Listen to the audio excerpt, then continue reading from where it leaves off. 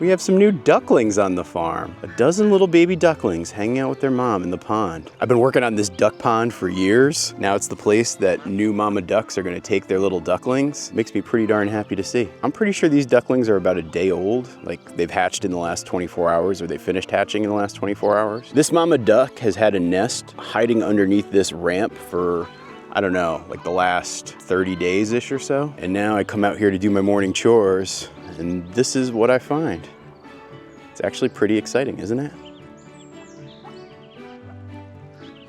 So the area where I had been keeping my goats pretty much all winter, I've actually turned into a little bit of a nursery and maternity ward. So underneath here, you can see we got this mama goose working and then got this other duck working. I'm starting to get a little worried about mama goose. You know, she was supposed to have her eggs hatch, at least by my count, in the last 3 days or so, but she hasn't done anything yet. I'm not quite ready to give up on her, but I also don't think anything's happening anytime soon, or I'm worried that nothing's gonna happen anytime soon. And then over here, we have this duck.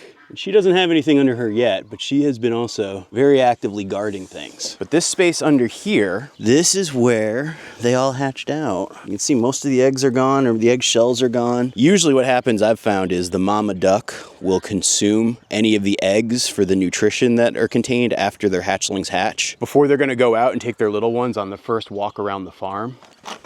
Also, if I look in here, I'm pretty sure I've got a broody hen sitting on these eggs. Isn't that right, girl? Oh, wait a minute. She's not just a broody hen. She's got little chicks in there too. All right, I gotta get these guys food ASAP. She deserves to feed her little chicks. Admittedly, this is a very exciting time on the farm. I was not expecting that at all. Wow, that's crazy.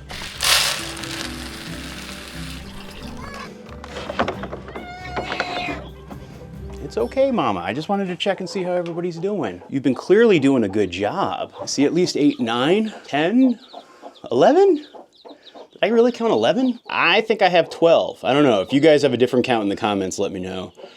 But just as I'm looking at it right now, not wanting to bug her too much, my guess is that we have 12 chicks. So good job, Mom. And they don't all look like hers, obviously. Like, you know, look at this. This is a pretty mixed brood. You know, the little yellow ones with the spots, they look like their mom. The other ones are really kind of a grab bag, aren't they? It's a good mix. I'm excited. So the mom is part American Breast, I think part New Hampshire Red, if I had to guess. Oh, and this is where she actually hatched them out. You can see all the shells from all the little ones. So good work, Mama.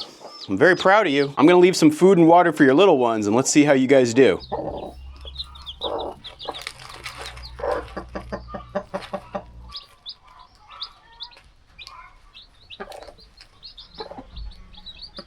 So part of keeping this area like a nursery is, it means I put out food and water for everybody. So in the goal of having maximal safety for the newborns, they don't have to go anywhere nearly as much. Mama duck is always gonna try to drive her little ones to the pond. But my goal is to avoid having the little chicks get too distracted and have to leave this space too soon. Like probably by week 1 or 2, like the end of week 1 or 2, they'll end up doing that stuff. But they're just not quite ready for it yet.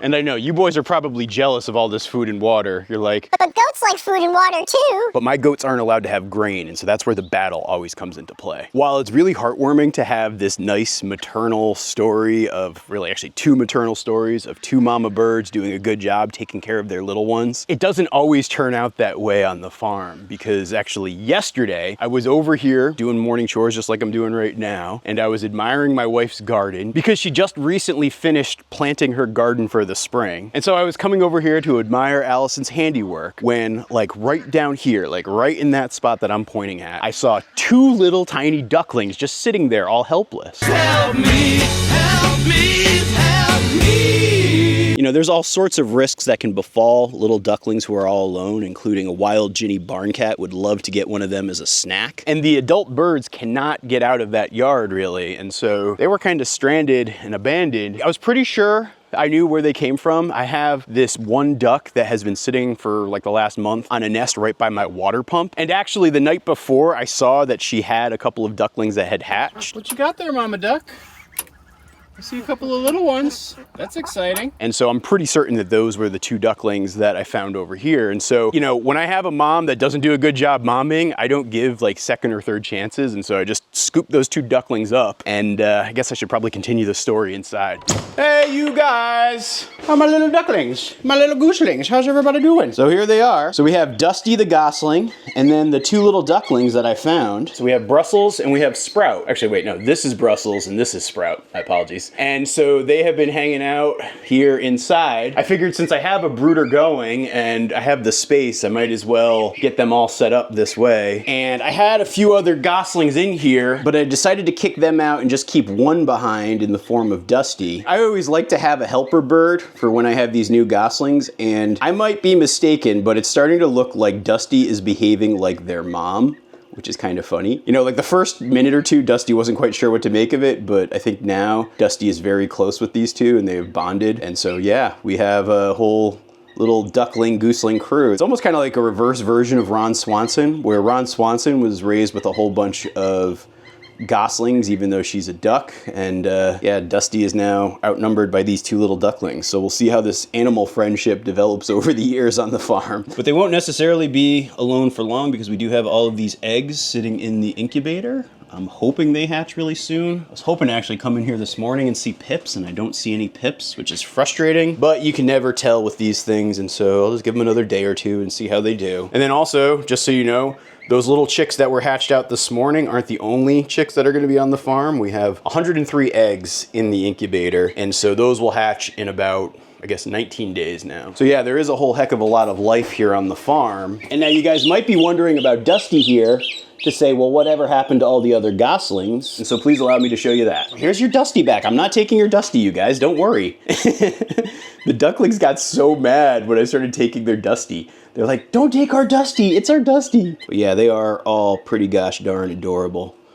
And I don't know, it just makes me happy to see new and weird animal friendships like this start to form. I'm really glad I was able to save these 2 ducklings. You know, the one named Sprout, I was actually really worried yesterday morning that it wasn't gonna make it, but it's bounced back pretty darn well, and so they're looking really good. And in case you're wondering what happened to that mama duck, I don't know. She's still trying to hatch out the other eggs that are underneath her. I'll give her another day or 2 to see if she hatches anybody out. I'm not necessarily holding out hope, but it's possible. All right, I'll leave you alone for now. Besides, it's time for us to release the honkin'!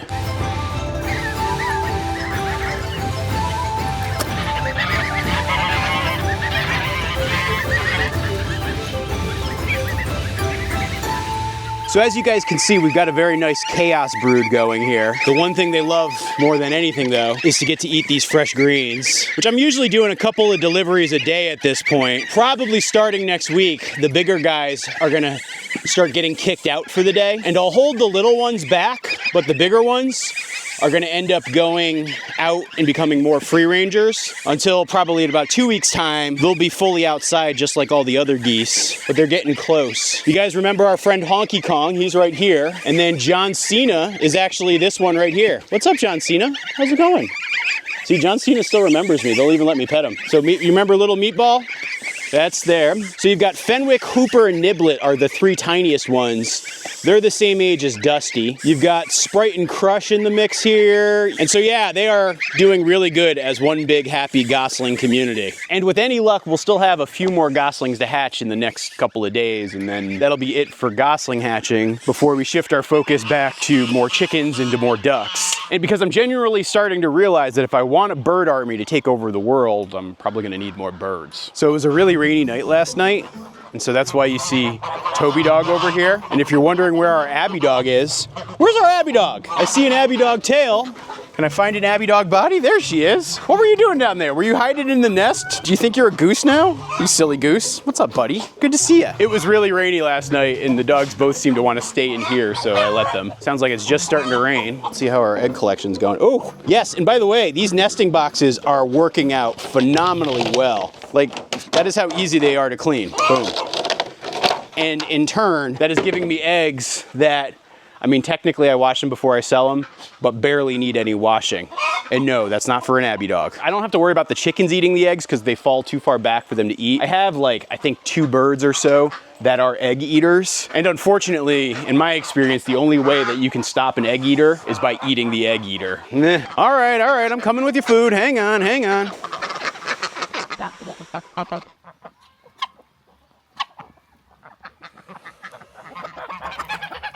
And we got 2 duck eggs on the morning. And now it's time for a bike ride up to the top of the pasture. But unfortunately, it's gonna be a little bit of a soggy one today. Whew, I'm getting soaked. You know, some days I'll do my chores and I'm like, oh, I don't need to shower after my chores. And then other days I'll do my chores and I need a whole fresh set of clothes and shower. I feel like today is gonna be one of those days. Electric fence off, metal gate open.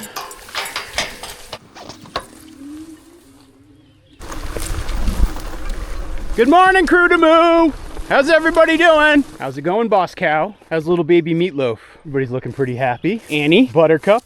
How's it going there, Curly Sue? Getting a big stretch in? Uh-oh. Looks like Alice B. Tokeless has been naughty. Not what I like to see. She is the least favorite of my cattle. Don't tell anybody that, but I know you're not supposed to have favorites, but she is. I don't know. I feel like we need to like normalize people who have animals having animals they really like and maybe animals they don't like. Sometimes I think like people get so focused on saying, well, you don't want to say anything bad about the animal because you don't want to hurt their feelings, but I don't know. It's just me being honest about the animal. That doesn't mean I don't want to take good care of her or I care about her welfare. I just don't like her nearly as much as I do, say, like a cow like Ariel.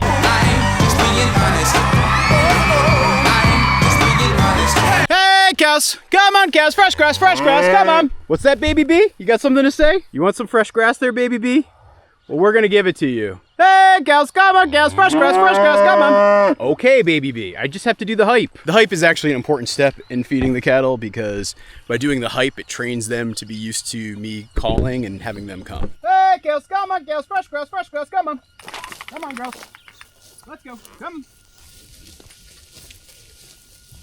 Let the ripping and shredding begin and commence, and I love this so much. So we've reached the point in the summer where the Happy Cowmobile has made another appearance. I did some repairs on it the other day, and it's ready to be used. And so as we've been having some hot days in the 70s and 80s, it's come in handy for the cattle. The real purpose of this device is to give the cattle some shade and help protect them from the elements, as well as just a tool that they can use to scratch against, because the cattle love to scratch themselves.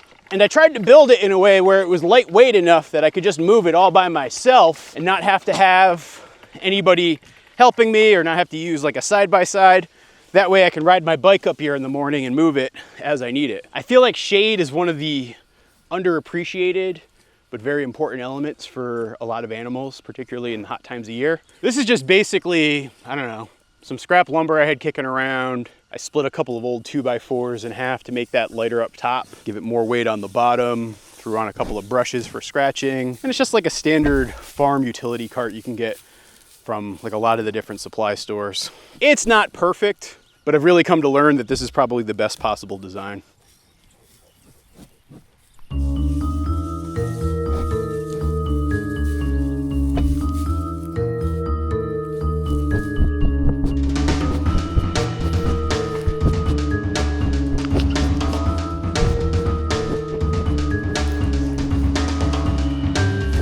Did you see Cyndi Lauper? She was trying to eat the tripod. All right, time to go back on the bike because we have more chores to do. Good morning, boys. All right, who is the joker who knocked over the water tray again? You know, this was working. It's set at 7:30 last night, but one of you two jokers did this. I am absolutely certain of it. I'm actually not loving using these waterers for these guys. They work great when I've used them with the heifers, but for the boys, I find it can create more problems. They keep flipping it over whenever they feel so inclined. They're only gonna be out here for another week, maybe 2, so I'm not gonna try to fix it. If you're paying attention to the calendar, you'll actually see that, you know, these guys are just about due to be mixed in with the girls. I mean, technically, I could do it this week. I'm gonna push it as long as I can, because if I can get it to the 1st of July, I feel like a winner, and so that's what we'll see. Did you see that? Macho Man was just trying to rub that over, knock it over. And so once he gets in with the ladies, we'll start our breeding season. So it's amazing how quickly this summer or spring is going. Like, it feels like it's been a blink of an eye, but here we are swimming in a sea of grass, getting ready to breed cattle again. Yeah, I'm here for it. Thanks for watching, everybody.